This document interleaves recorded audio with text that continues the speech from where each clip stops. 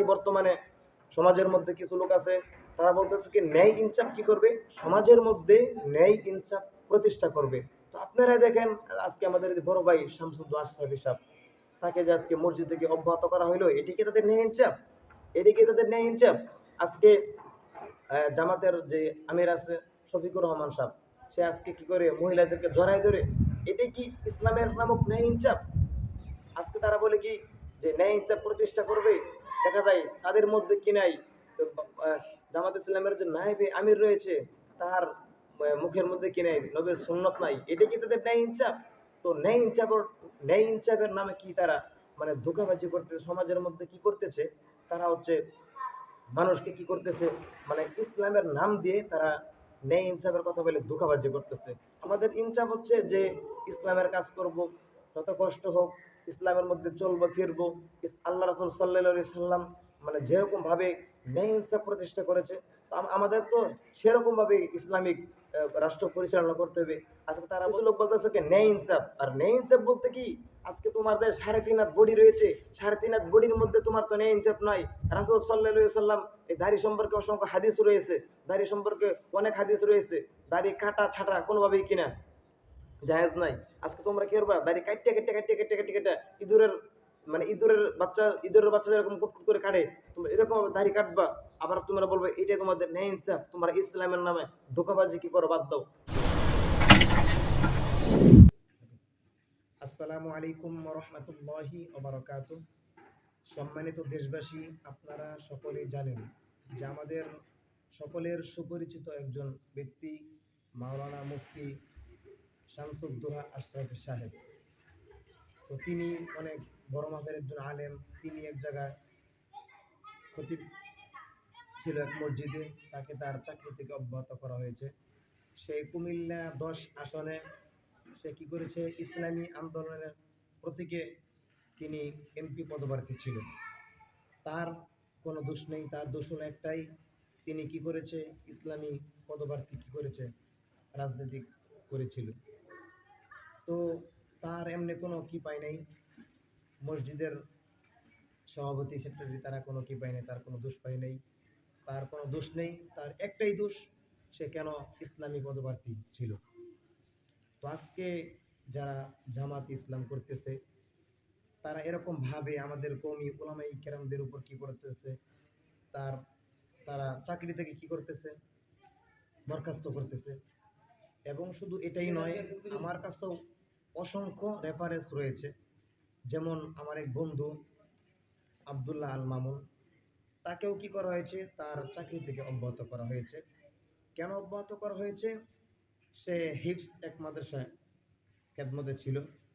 তো জামাতের এক লোক বলতেছে, আব্দুল আল মামুন, তুমি যেহেতু আমার মাদ্রাসায় চাকরি করো, তাহলে তোমাকে কি করতে হবে, যে আমাদের একটা ফর্ম আছে, ফর্ম ফিল আপ করতে হবে। সে বলতেছে আমি তো কোনো দল করি না। ঠিক আছে, তাহলে একটা ফর্ম দিয়েছে, ছোট একটা ফর্ম দিয়েছে, তুমি ফর্মটা ফিল আপ করো। এরপরে সে বলতেছে আমি কোনো ফর্ম ফিল আপ করতে পারবো না। এরপরে তাকেও কি করা হয়েছে, তার চাকরি থেকে অব্যাহত করা হয়েছে। শুধু এটাই নয়, আমার কাছে অসংখ্য রেফারেন্স রয়েছে। জামাতি লোক যারা জামাত ইসলাম করে, তারা চায় কি যে যে তাদের যে সমস্ত মাদ্রাসা আছে, আলিয়া মাদ্রাসা এবং হিফস বিভাগ বিভিন্ন মাদ্রাসা, তারা চাইতেছে কি তাদের আন্ডারে তাদের লোক ঢোকাবে। তো আমরা কওমি উলামায়ে কেরাম তো আমরা বেশি আসিনি, বাংলার জমিনে বেশি আসিনি। আমাদের কওমি উলামায়ে কেরামদের মধ্যে অসংখ্য উলামায়ে কেরাম রয়েছে, তারা বিজ্ঞ আলেম, যোগ্যতাশালী আলেম। শুধু এটাই নয়, কিছুদিন আগে আমাদের অসংখ্য উস্তাদকে কি করা হয়েছে, চট্টগ্রাম ইউনিভার্সিটিতে তারা নিযুক্ত ছিল। তো আমাদের উস্তাদকেও কি করা হয়েছে, চাকরি থেকে অব্যাহত করা হয়েছে। শুধু এটাই নয়, জামাত ইসলাম তারা চাইতেছে কি যে বাংলাদেশের মধ্যে কওমি উলামায়ে কেরাম তারা কি করবে না, কওমি উলামায়ে কেরাম তারা রাখবে না। তাদের একটাই টার্গেট, কওমি উলামায়ে কেরামদের প্রতি টার্গেট। তারা যে বেঈমান মুনাফিক, শুধু এটাই নয়, আমার সাথেও তারা বেঈমানি করেছে। জামাত ইসলাম, ইসলামের নাম দিয়ে তারা কি করতেছে, ধোঁকাবাজি করতেছে। তো কেমনি ভাবে ধোঁকাবাজি করতেছে, আপনাদেরকে আমি আমার ঘটনাটা তুলে বলি। শুধু শামসুদ্দোহা আশরাফি ভাইয়ের সাথে শুধু গাদ্দারি করে না, আমার সাথেও গাদ্দারি করেছে। গাদ্দারিটা হলো কি, যে সালে আমি এক মাদ্রাসায় পড়ি, কিতাব বিভাগ লেখাপড়া করি। ওই মাদ্রাসা হচ্ছে মাওলানা আব্দুল বাসাত খান সাহেবের মাদ্রাসা। তখন আমাদের ঢাকা আশুলিয়া সাভার একটা মসজিদে ইমাম এবং মুয়াজ্জিন নিযুক্ত করা হবে। তখন তারা কি করলো, বিভিন্ন ফেসবুকের মাধ্যমে স্ট্যাটাস দিল যে একজন ইমাম এবং সানি সানি ইমাম এবং মুয়াজ্জিন কি করা হবে, নিযুক্ত করা হবে। এরপরে বিভিন্ন জায়গা থেকে 25-30 জন প্রার্থী হলো। প্রার্থী হওয়ার পর তখন আমারও একটা চাকরির দরকার ছিল। তখন আমি কি করলাম, ইন্টারভিউ দিলাম। দেওয়ার পর তারা আমাদেরকে কি করলো, পবিত্র কোরআন ও কারিম থেকে আমাদেরকে প্রশ্ন করা হইলো। আমাকেও প্রশ্ন করা হয়েছে, বিভিন্ন লোক যারা আসছে 20-30 জন লোক, তাদেরকে সকলকে প্রশ্ন করা হয়েছে এবং কয়েকটা মাসআলা জিজ্ঞেস করা হয়েছে। যে আমাকে জিজ্ঞেস করছে কি, যে কোন কোন নামাজে কোন কোন কেরাত পড়তে হয়। তারা হচ্ছে জামাত ইসলামের লোক। তারা কি করেছে, যে ঢালাওভাবে একটা মানে ইন্টারভিউর একটা আয়োজন করা হয়েছে, যে ওই জায়গার মধ্যে যে যার যোগ্যতা দিয়ে টিকবে তাকে কি করা হবে, তাকেই নিযুক্ত করা হবে। এরপরে 25-30 জন লোকের মাঝখান থেকে আমি এমদাদুল হক সাভারি, আমি কি করলাম, তাদের মাঝখানে আমি নিযুক্ত হইলাম। হওয়ার পর আমি ইন্টারভিউ দিলাম। দেওয়ার পর তারা বাছাই করলো 2 জন লোক। 2 জনের মাঝখান থেকে ওই জায়গায় একজন লোক আছে, মাওলানা আব্দুল হক সাহেব, ঢাকা আশুলিয়া সাভার সে থাকে। এরপরে তাদের যেই জামাত ইসলামের লোক ছিল, যে ইমাম এবং খতিব ছিল, তার নাম হচ্ছে মাওলানা নাইমুল ইসলাম ফরিদি। সেও একজন বক্তা, টুকটাক কয়েকটা মাহফিল আর কি, বছরে কয়েকটা মাহফিল সে করে। এরপরে আমাকে তারা কি করলো, চক্রান্ত করে 2 নাম্বার দিল। একটাই কারণ, আমি কওমি মাদ্রাসা লেখাপড়া করি। তারা বলতেছে কওমি কোনো মানে হুজুর মসজিদের মধ্যে নেওয়া যাবে না। এরপরে যেই ব্যক্তি 1 নাম্বার হয়েছে, তার বাড়ি হচ্ছে কক্সবাজার। সে টঙ্গী এক মসজিদে কি করে, মুয়াজ্জিনি করে। তার বেতন হচ্ছে 17,000 টাকা। তো এরপরে আমার নাম্বার কি করা হইলো, রাখা হইলো, এবং তার নাম্বার রাখা হইলো। নাম্বার রাখা হওয়ার পর তারা আমার ওই জায়গায় 4-5 জন উস্তাদ ছিল, তারাও মানে ইন্টারভিউ নিয়েছে। যেহেতু আশুলিয়া সাভার আমাদের বাসা, আমাদের বাসার কাছে, ওই জায়গায় আমাদের উস্তাদবৃন্দ রয়েছে। আবার ওই জায়গার পাশে আমি মাদ্রাসা কি করেছি, লেখাপড়া করেছি। ছোট থেকে ওই জায়গায় আমি কি করেছি, মানে বড় হয়েছি। এরপরে আমাদের উস্তাদবৃন্দ যারা ইন্টারভিউ নিয়েছে, তো প্রথম আমার সুনামধন্য উস্তাদের নাম হচ্ছে হাফেজ মাওলানা মুফতি উসমান হাবিব। তো তার মধ্য থেকে আরেকজন উস্তাদ অন্যতম হলো হচ্ছে হাফেজ মাওলানা মুফতি বেলাল হুসাইন। তো আমার আরও একজন উস্তাদ ছিল, সে শুধু হাফেজ সাজিদুর রহমান। আরও একজন আমার মাদ্রাসার উস্তাদ ছিল মাওলানা মুফতি সালমান কামালি। তো তারা সকলেই আমাদের কি করলো, ইন্টারভিউ নিল। ইন্টারভিউ নেওয়ার পর আমাকে কি করলো, তারা জামাত ইসলামের লোকেরা আমাকে 2 নাম্বার দিল। আমাদের উস্তাদবৃন্দ যারা রয়েছে তারা তো নেই হিসাবের জন্য বসছে। যে 1 নাম্বার হবে তাকে 1 নাম্বার দিবে, যে 2 নাম্বার হবে তাকে 2 নাম্বার দিবে, যে 3 নাম্বার হবে তাকে 3 নাম্বার দিবে। এরপর আমার উস্তাদবৃন্দ তারা বললো কি, যে তুমি তো 1 নাম্বার হয়েছো, তোমাকে আমাদের একজন লোক, জামাত ইসলামের একজন লোক তোমাকে 2 নাম্বার দিয়েছে। তখন বললাম সমস্যা নাই, 2 নাম্বার দিচ্ছে, সমস্যা নাই। তুমি 1 নাম্বারই হয়েছো, আমরা সকলে তোমাদেরকে 1 নাম্বার দিয়েছি, শুধু একজন লোক তোমাকে কি করেছে, 2 নাম্বার দিয়েছে। আমাকে পবিত্র কোরআন কারিম থেকে প্রশ্ন করা হয়েছে, ইনশাআল্লাহ আমি প্রশ্ন পেয়েছি। এবং আমাকে বলা হয়েছে কি, যে কোন কোন নামাজে কোন কোন কেরাত পড়তে হয়। তখন আমি বললাম তাওয়ালে মুফাসসাল, আওসাতে মুফাসসাল, কিসারে মুফাসসাল। তো 3টা বিষয় আমাকে উল্লেখ করা হয়েছে। আমি মানে 100%-এর মধ্যে 100% আমি পেরেছি। এরপরে বলছে তুমি আজান দাও। তো আজানও দিয়েছি, তাদের পছন্দ হয়েছে। পছন্দ হওয়ার পর তারা আমাকে রাখবে। তো তারা আমাকে কি করলো, 2 নাম্বার দিল। তো 1 নাম্বারে যে ব্যক্তি হয়েছে, সে বলতেছে কি, যে সে টঙ্গী যে জায়গায় নামাজ পড়া মানে মুয়াজ্জিনি করে, তার বেতন হচ্ছে 17,000 টাকা। আর আমরা যে জায়গায় ইন্টারভিউ দিয়েছি, তাকে বেতন দিবে 12,000 টাকা। তো এরপরে সে বলতেছে কি, যে সে ওই জায়গায় কি করবে না, চাকরিতে নিযুক্ত হবে না। মানে ইন্টারভিউ ঠিকই দিয়েছে, কিন্তু চাকরিতে কি করবে না, নিযুক্ত হবে না। তো ওই জায়গার আমাদের উস্তাদবৃন্দ আরও যারা বিচারক রয়েছে, তারা বলতেছে কি, যাক, যে ব্যক্তি 2 নাম্বার হয়েছে তাকে কি করা যায়, সিলেক্ট করা যায়। কিন্তু ওই জামাত ইসলামের গাদ্দারেরা তারা বলতেছে কি, যে এমদাদ ভাই কি করা যাবে না, এমদাদ ভাইকে নেওয়া যাবে না। সে তো ওই দারুল উলুম মুন্সিপাড়া মাদ্রাসায় পড়ে, সে তো কওমি মাদ্রাসায় পড়ে, তাকে নেওয়া যাবে না। তো এরপরে জামাত ইসলামের লোকেরা আমার সাথে গাদ্দারিটা করেছে। তখন আমি কি করতাম, জামাত ইসলামকে আমি অনেক সাপোর্ট করতাম, অনেক ভালোবাসতাম। যখন দেখলাম কি তাদের ভিতরে এতটুকু মানে মুনাফিকি ঢুকে গেছে, এরপর থেকে আমি তাদের কি করলাম, তাদের থেকে আমি পদত্যাগ করলাম। তো তারা শুধু আমার সাথে গাদ্দারি করে নাই, সমস্ত কওমি আলেমদের সাথে গাদ্দারি করেছে। এবং এটাই নয়, আজ থেকে আরো 40, 50, 60 বছর আগের থেকে কি করতেছে, কওমি আলেমদের সাথে তারা গাদ্দারি করে এসেছে। এবং তখন আমি তাকে বলেছিলাম যে তোমরা যে আমার সাথে গাদ্দারি করলা, আল্লাহ তাআলা একদিন আমাকে কি করবে, দিনের লাইনে কবুল করবে। ওই দিন তোমাদের আমি জব ইনশাল্লাহ জাতির সামনে কি করবে, জাতির সামনে আমি তোমাদের বিষয়টা কি করব, উল্লেখ করে ধরবো। তো তোমরা আজকে আমাকে ঠকাইলা, ইনশাল্লাহ আমি যেই দিনই হোক, আল্লাহ তাআলা আমাকে যদি মাঠে এবং ময়দানে কথা করার তৌফিক দান করে, ওই দিন কি করব, আমি জাতির সামনে তোমাদের কালো মুখোশ আমি কি করব, তুলে ধরবো। এরপরে তারা করলো কি, যে অন্য একজন হুজুর কি করলো, তারা আনলো, সে আলিয়া মাদ্রাসা পড়ে, ক্লাস 8-এ পড়ে, তার যোগ্যতা একদম নাই। তার যোগ্যতা নাই বললে চলে। সূরা ফাতিহার মধ্যে 3-4টা কি যায়, 3-4টা ভুল হয় সূরা ফাতিহার মধ্যে, তাদের ভুল হয়।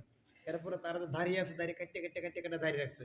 কেননা তারা আমাকে নিল না, কেন আমি কওমি মাদ্রাসায় লেখাপড়া করি, আর তারা আলিয়া, তারা তো দাঁড়ায় দাঁড়ায় প্রস্তাব করে এবং দাঁড়িয়ে কাটতে কাটতে দেয়। এটাই তাদের কি কাম্য, যে ওই যারা যেই পন্থী, তারা সেই পন্থী কি করবে, তারা লোক নিযুক্ত করবে। তো একটাই কারণ, আমি কওমি মাদ্রাসায় লেখাপড়া করি। শুধু এটাই নয়, কওমি আলেমদেরকে আপনি দেখেন, জামাত ইসলামের বিভিন্ন ব্যাংক ব্যালেন্স আছে, ঠিক আছে, বিভিন্ন প্রতিষ্ঠান আছে, আপনি দেখেন কওমি উলামায়ে কেরাম কয়জন আছে। ওই জায়গার মধ্যে কোনো কওমি আলেমদেরকে কি করে না, তারা চাকরি দেয় না। শুধু এটাই নয়, যদি কওমি কোনো আলেম পায়, কওমি কোনো হাফেজ পায়, তারা কি করে ওই জায়গাতে কি করে, তারা ঘাড় ধাক্কা দিয়ে তারা বের করে দেয়। তারা হচ্ছে, আপনাদেরকে আমি একটা সতর্কমূলক কথা বলে যাই, তারা হচ্ছে বাস্তবে একটা কি গাদ্দার এবং বেঈমান এবং মুনাফিক। শুধু এটাই নয়, আমাদের বড় ভাই শামসুদ্দোহা আশরাফি ভাইকে কি করেছে, সে মসজিদও কি করতো, খতিবগিরি করতো, ওই জায়গাতে তাকে অব্যাহত করা হয়েছে। এটাই নয়, আমার সাথে কি করা হয়েছে, অব্যাহত করা হয়েছে। যে আমি এক মসজিদ ইন্টারভিউ দিলাম, অনেক দিন যাবত আমি একটা আজান প্র্যাকটিস করলাম, বিভিন্ন তেলাওয়াত প্র্যাকটিস করলাম, করার পর 1 মাস 2 মাস প্র্যাকটিস করার পর আমি কি করলাম, ওই জায়গায় আমি ইন্টারভিউ জয়েন হইলাম। জয়েন হওয়ার পর আমি 2 নাম্বার হইলাম। 2 নাম্বার হওয়া সত্ত্বেও আমাকে কি করলো, তারা চাকরি দিল না। একটাই কারণে, আমি কওমি মাদ্রাসায় লেখাপড়া করি। আর জামাত ইসলামের সবচেয়ে বড় শত্রু হচ্ছে কওমি আলেম, আলেম এবং উলামায়ে কেরাম। তো তারা আমাকে নেয় না, একটা কারণ, যে আমি কওমি মাদ্রাসায় কি করে লেখাপড়া করি। শুধু এটাই নয়, শুধু আমার সাথে গাদ্দারি করে নাই, সারা কওমি আলেমদের সাথে গাদ্দারি করেছে। তারা হচ্ছে একটা বেঈমান, তারা হচ্ছে মুনাফিক। শুধু এটাই নয়, আমাদের পীর সাহেব চরমনাই ফজলুল করিম রহমতুল্লাহ আলাই, সে সাইদি সাহেব যখন ছিল, সাইদি সাহেবের জামানো কি করেছে, কওমি আলেমদের মানে কওমি আলেম হইয়া সে কি করেছে, চ্যালেঞ্জ করছে। সাইদি সাহেব কি করেন, তার চ্যালেঞ্জ গ্রহণ করে নাই। তোমরা যে একটা বাতিল, তোমরা যে একটা গুমরা, তোমরা আসো, আমি কি করব, প্রমাণ করব। এটা কে বলেছিল, পীর সাহেব ফজলুল করিম রহমতুল্লাহ আলাই, সে চ্যালেঞ্জ করেছিল। সাইদি কি করে নাই, চ্যালেঞ্জ গ্রহণ করে নাই। তো জামাত ইসলামের যারা আছে, তারা বাস্তবে একটা গাদ্দার, তারা একটা বেঈমান, তারা একটা মুনাফিক। শুধু এটাই নয়, আপনারা কি করবেন, তো নামদারি বর্তমানে সমাজের মধ্যে কিছু লোক আছে, তারা বলতেছে কি ন্যায় ইনসাফ কি করবে, সমাজের মধ্যে ন্যায় ইনসাফ প্রতিষ্ঠা করবে। তো আপনারা দেখেন, আজকে আমাদের বড় ভাই শামসুদ্দোহা আশরাফি সাহেব, তাকে যে আজকে মসজিদ থেকে অব্যাহত করা হইলো, এটি কি তাদের ন্যায় ইনসাফ? এটি কি তাদের ন্যায় ইনসাফ?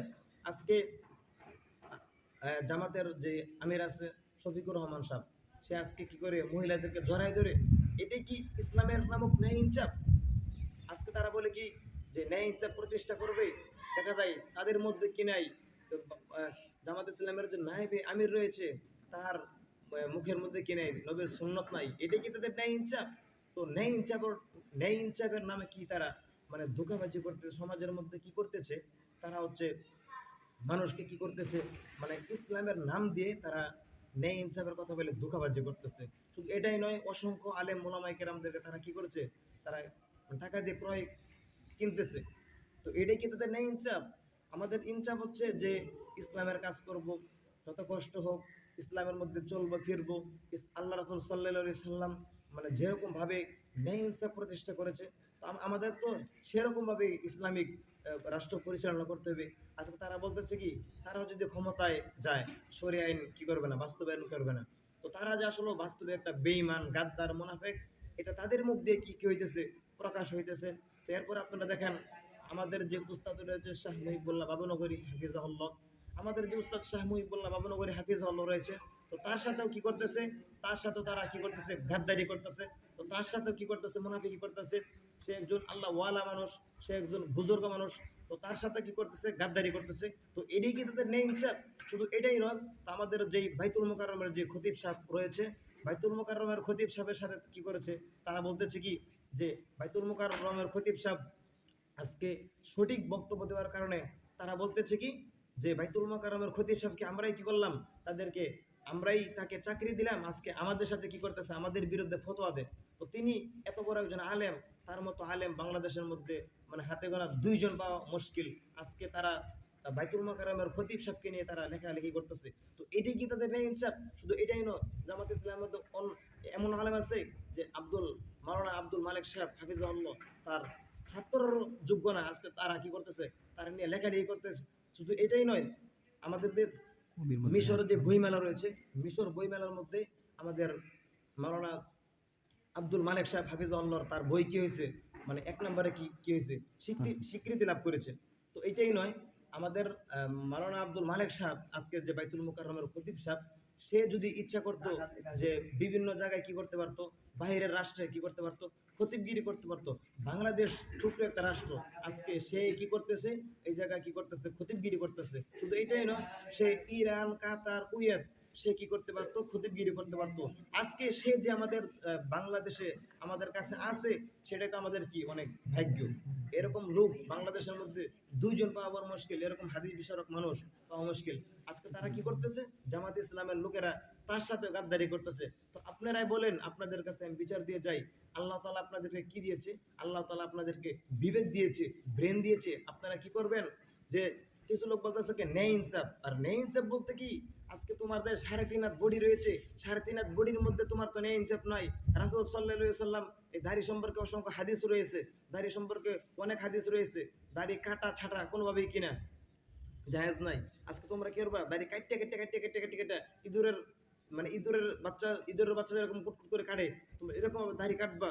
আবার তোমরা বলবে এটাই তোমাদের ন্যায় ইনসাফ, তোমরা ইসলামের নামে ধোঁকাবাজি কি করো, বাদ দাও। শুধু এটাই নয়, বলতেছো এমদাদ ভাই তুমি তো ছোট মানুষ, তুমি এত বড় বড় কথা বলো কেন? হ্যাঁ অবশ্যই, কোনো ওলামায়ে কেরাম যদি কোনো কথা নাও বলে, তোমরা যেরকম গাদ্দারি করো, আমি আমদুল হক সাভারি, আল্লাহ তাআলা আমাকে যদি শরীরের মধ্যে 1 ফোঁটা রক্ত দেয়, অবশ্যই তোমাদের বিরুদ্ধে আমি ইনশাআল্লাহ তোমাদের বিরুদ্ধে আমি ফতোয়া দিয়ে যাবই। কেননা আমি হলাম কওমি সন্তান। তোমরা আজকে আমার সাথে গাদ্দারি করেছো, আজকে আমি যদি তোমাদের ওই তোমরা আজকে আমার সাথে যে গাদ্দারি করেছো, আমি যদি তোমাদের কথা যে প্রকাশ করে না ধরি, আজকে কে প্রকাশ করে ধরবে, কে এই বিষয়ে তুলে ধরবে?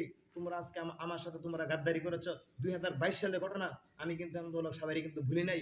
এতদিন যেহেতু এই কথাটা নীরব নীরব ছিল, স্তব্ধ ছিল, কিন্তু কেন বলি নাই? আমি তোমাদেরকে একদিন বলেছিলাম যে এমন একদিন সময় আসবে, তোমাদের এই কালো চোখ, মানে এই কালো চোখের কথা আমি কি করব, জনগণের সামনে আমি প্রকাশ করব। শুধু এটাই নয়, বিভিন্ন জায়গায় আমি মাঠে ময়দানে জেনুই যাই, ইনশাল্লাহ তোমাদের এই বিষয়ে আমি কি করব, তুলে ধরবো। শুধু এটাই নয়, কুমিল্লা নাঙ্গলকোট ভাইয়ারা বাজার কেন্দ্রীয় মসজিদে আমি যখন গত বছরে যখন আমি কি করতাম, ইমাম এবং খতিবের দায়িত্বে যখন ছিলাম, তখন তারা আমার সাথে কি করেছে, গাদ্দারি করেছে। তো তোমাদের অসংখ্য কিতাব রয়েছে জামাত ইসলামের তাহফিমুল কোরআন 19 নম্বর খণ্ড 274 নম্বর পৃষ্ঠার মধ্যে লেখা হয়েছে, সূরা কাফিরুনের ব্যাখ্যার মধ্যে লেখা হয়েছে কি, তাওহীদের দৃষ্টিতে আল্লাহ তাআলা একজন নয়। তোমরা কিসের তোমরা গাদ্দারি করা শুরু করেছো? তোমরা কেন উলামায়ে কেরামদের সাথে তোমরা গাদ্দারি করতেছো? কেন তোমরা রাসূল সাল্লাল্লাহু আলাইহি সাল্লামের শান নিয়ে মান নিয়ে তোমরা কি করতেছো, বেয়াদবি করতেছো? তোমরা তোমরা যদি রাসূল সাল্লাল্লাহু আলাইহি সাল্লামের শান নিয়ে এবং নবীর উম্মতদেরকে নিয়ে তোমরা যদি এরকম উল্টাপাল্টা বেদবিমূলক কোনো আচরণ করো, তাহলে তোমরা কি করবা, ইসলাম নামক যে নামটা আছে সেই নামটা তোমরা কি করবা, কাটা দিবা। সেই নামটা ক্রস চিহ্ন দিয়ে কাটবা। এরপরে তোমরা যেটা করো, আমাদের কোনো দুঃখ নাই। কিন্তু তোমরা ইসলামের নাম দিয়ে তোমরা ধোঁকাবাজি করবা, ইসলামের নাম দিয়ে তোমরা মহিলাদেরকে জড়াই ধরবা, ইসলামের নাম দিয়ে তোমরা কি করবা, নবীর সুন্নাত তোমরা পালন করতে না, ইসলামের নাম দিয়ে তোমরা বলতেছ আজকে কি যে ইসলাম শরিয়া আইন, ইসলাম তোমরা কি করবে না, বাস্তবায়ন করবে না। এরকম তোমরা করতে পারতা না ইনশাআল্লাহ। আজকে তোমরা কি করতেছো, মানুষদেরকে তোমরা বিভিন্ন বিভ্রান্তির মধ্যে কি করতেছো, ফেলাইতেছো যে আজকে তোমাদেরকে ভোট দিলে জান্নাত। তোমরা এই অ্যাপ তোমরা কোথায় পেয়েছো? কয়েকদিন আগে মুফতি আমির হামজা কি বলেছে যে নামাজ পড়লে আল্লাহ জান্নাত দিবে, এমন কোন কোরআনের আয়াত নাই। কিন্তু তুমি যে বলতেছো কোরআনের আয়াত নাই, আবার তুমি কেমনে বললা যে জামাত ইসলামের একটা ভোট দিলে 18 কোটি ভোট, 18 কোটি সওয়াব, জামাত ইসলামের ভোট দিলে জান্নাত? এই কথা তুমি কোথায় পেয়েছো? তো আল্লাহ তাআলা তো বলে দিয়েছে বিসমিল্লাহির রহমানির রহিম ওয়াল্লাযিনা হুম আলা সালাওয়াতিহিম ইউহাফিজুন উলাইকা ফি জান্নাতিম মুকরামুন, উলাইকা ফি জান্নাতিম মুকরামুন। ওই সমস্ত লোকদেরকে আল্লাহ কি দিবে? জান্নাতের মধ্যে আল্লাহ তাআলা বদলা দিবে। আর তোমরা বলতেছো কোন একটা কোরআনে আয়াত নাই, হাদিস নাই। তো এই সমস্ত তোমরা ভণ্ডামি কি করে বাদ দিবা? ইসলামের নামক ভণ্ডামি তোমরা কি করতে পারো না? করতে পারবে না। আমাদের যে উস্তাদ শাহ মুহিবুল্লাহ বাবনগরী হাফিজাহুল্লাহ, সে এখনো জীবিত আছে। তার উস্তাদকে সে কি করেছে? প্রশ্ন করেছে। হুসাইন আহমদ মাদানী, আপনারা তো সকলেই চিনেন হুসাইন আহমদ মাদানী। তাকে প্রশ্ন করা যে হুজুর ইসলাম কয় প্রকার? তখন সে বলতেছে কি ইসলাম দু কিসমি হে, জামাত ইসলাম আর মোদি কা ইসলাম, হামারা ইসলাম মদিনা কা ইসলাম। এই জন্য আপনারা ইসলামের নামক কি করবেন না, ইসলামের নাম দিয়ে আপনারা মানুষদেরকে কি করবেন না, প্রতিরোধ করবেন না। ইসলামের নাম দিয়ে আপনারা ধোঁকাবাজি করবেন না। আপনাদের যে ইসলাম রয়েছে এটা আসলে বাস্তবে কোনো ইসলাম নয়। মদিনার ইসলাম হচ্ছে রাসূল সাল্লাল্লাহু আলাইহি ওয়াসাল্লাম ইসলাম, এর বাইরে কোনো ইসলাম নাই।